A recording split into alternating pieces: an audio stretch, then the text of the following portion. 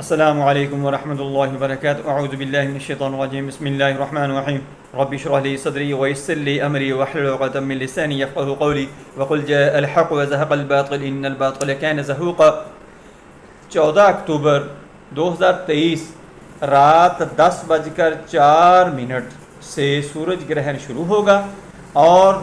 15 اکتوبر رات 1:55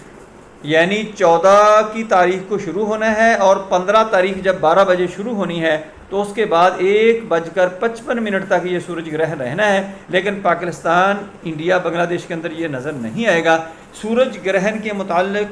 لوگوں کے بہت سارے توہمات ہیں جن کو میں